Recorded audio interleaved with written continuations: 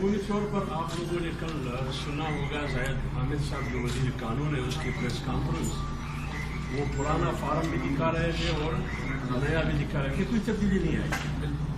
لیکن اگر اس کا پیرا 2 آپ دیکھیں پرانے فارم کا، وہ بالکل ڈیلیٹ کیا گیا ہے. اب سوال یہ ہے کہ حلف اور اقرار میں فرق ہے.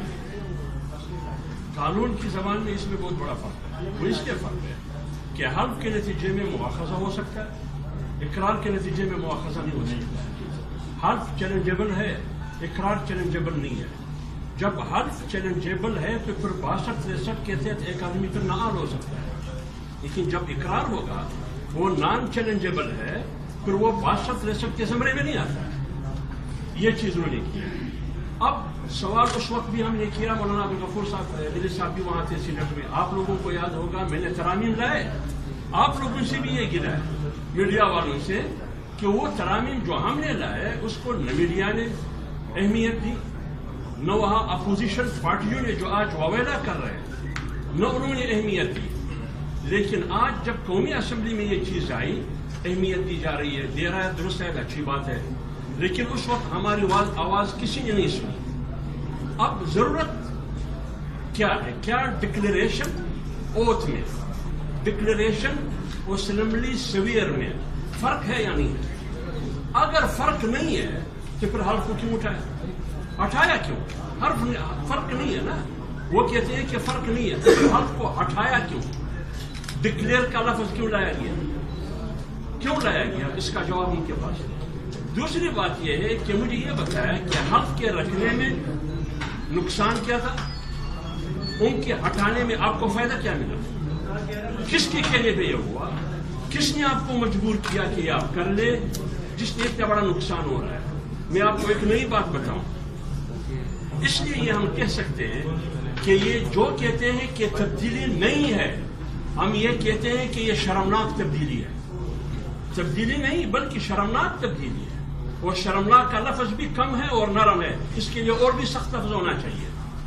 اب آگے آ کے یہی کوشش 78 میں الیکشن کمیشن میں ایک قائدانی سیکرٹری الیکشن کمیشن تھا 78 میں، انہوں نے یہی کوشش کی. لیکن اس وقت بھی علماء میدان میں آئے.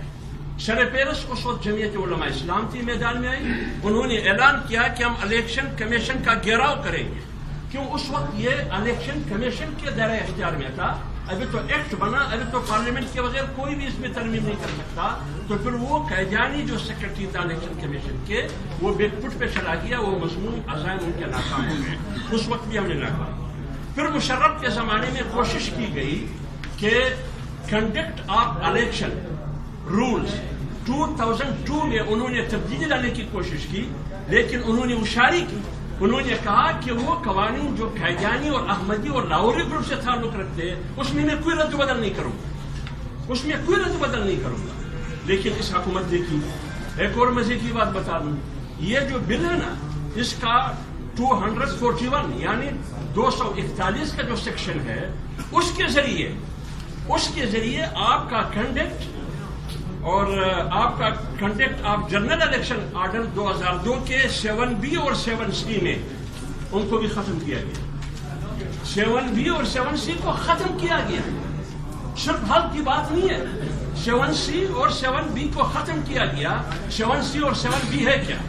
7C اور 7B یہ ہے کہ ایک آدمی ووٹر لسٹ میں نام ڈالتا ہے، ایک آدمی الیکٹ ہوتا ہے، ایک آدمی امیدوار ہوتا ہے، دوسرا آدمی آ کے اس پہ اعتراض کرتا ہے کہ یہ قائدانی ہے، یہ احمدی ہے. اس سیکشن 7C اور 7B کے تحت چیف الیکشن کمشنر ایک آدمی کو اپنے آفس سے متعین کرتے کہ جاؤ ان سے پوچھے کہ آپ مسلمان ہیں یا نہیں.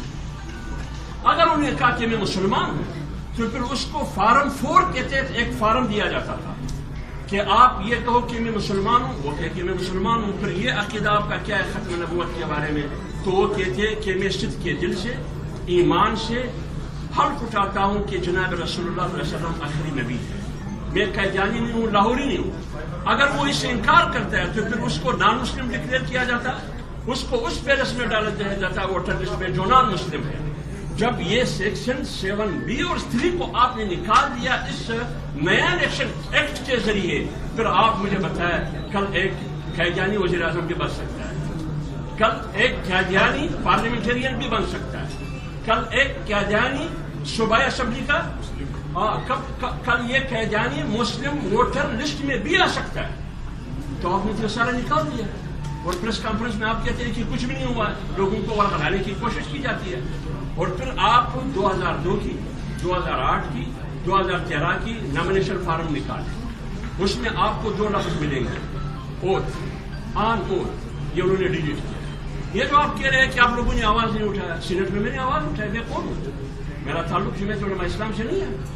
مولانا عبدالغفور حیدری صاحب اس وقت نہیں تھے، جو ساتھی وہاں موجود تھے، لیکن وہ آواز کسی نے بھی نہیں سنی، کسی نے بھی نہیں سنی۔ آپ نے سنائی نہیں، اس طرح سنائی نہیں، میں نے سنائی، میں تو بات دوڑ کر رہا تھا، میڈیا والے اوپر بیٹھے تھے، یہ سارے گواہ ساتھی شہرالی ادھر صاحب یہ اراکین اسمبلی جو ہیں حلف اٹھاتے ہیں، اس حلف کے خلاف ورزی ہوئی یا نہیں ہوئی، آپ یہ بات میں تو یہ کہتا ہوں، آپ پریزیڈنٹ کا حلف اٹھائے آئین میں، آپ وزیر اعظم کا حلف اٹھائے، آپ chairman senate, deputy chairman senate, speaker, deputy speaker, وزیر اعلیٰ، گورنر، سب کا آپ اٹھائے، اس میں آپ کو ایک لفظ ملے گی، سلیملی سویئر، جس میں اردو میں وہ ترجمہ کرتے ہیں کہ میں صدق کے دل سے حلف اٹھاتا ہوں۔ یہ آپ نے نامینیشن فارم سے ڈیلیٹ کیا، کل آپ کہیں گے کہ ادھر بھی ضرورت نہیں ہے۔ بابا آپ USA کی پریزیڈنٹ کا حلف نامہ دیکھیں، وہاں بھی آپ کو یہ لفظ ملیں گے۔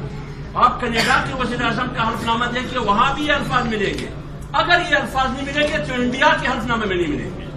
اب آپ مجھے بتاؤ کہ آپ اس ملک کو انڈیا بنا رہے ہیں یا تھائی لینڈ بنا رہے ہیں یا یہ اسلامیہ جمہوریہ پاکستان ہے، یہ کون سا ملک ہے؟ اس لیے جمعیت علماء اسلام نے، جو ابھی ساتھی نے بات کی، یہ فیصلہ کیا ہے اور حکومت نے ہمارے ساتھ وعدہ بھی کیا ہے، زید حامد نے، یہ حیدری صاحب اس کی گواہ ہے، انہوں نے خود بات کی، میں نے بات کی، جوزف الحق صاحب کے سامنے بات کی، انہوں نے کہا کہ اس کے لیے ہم تیار ہیں۔ میں نے کہا کب آپ؟ ابھی کرے آپ۔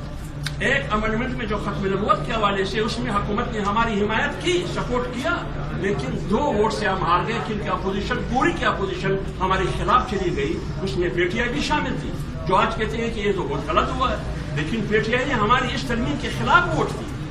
اس لیے میں کہہ رہا ہوں کہ جمعیت علماء اسلام آج حکومت سے بھی درخواست کر رہی ہے، میاں نواز شریف صاحب سے درخواست کر رہی ہے کہ آپ نے کل کی تقریر میں کہا کہ مجھے منافقت پسند نہیں ہے، میں سچ بولنے والا آدمی ہوں، لہٰذا میں آپ سے گزارش کرتا ہوں پارٹی کے بہار پہ، ہم آپ کے اتحادی ہے۔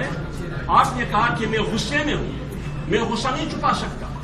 آج 20 کروڑ عوام غصے میں، 20 کروڑ عوام غصہ چھپا نہیں سکتے۔ یہ غصہ ہمیں بھی بہا کے لے جائے گا، حکومت کو بھی بہا کے لے جائے گا، آپ کا پورا سسٹم درہم برہم ہو جائے گا۔ لہٰذا اس پر نظر ثانی جلد از جلد ہونی چاہیے۔ وہ تمام چیزیں جس 241 سیکشن کے ذریعے آپ نے 7B، 7C اور conduct of general election order 2002 سب کا خاتمہ کیا گیا ہے، صرف حلف نہیں، سب کا خاتمہ کیا گیا ہے، بسمیت پرانا حلف نامہ، نامزدگی فارم، یہ سارے بحال کرنے ہوں گے، اس کے بعد پھر بات بنے گی، ورنہ اس کے بغیر بات نہیں۔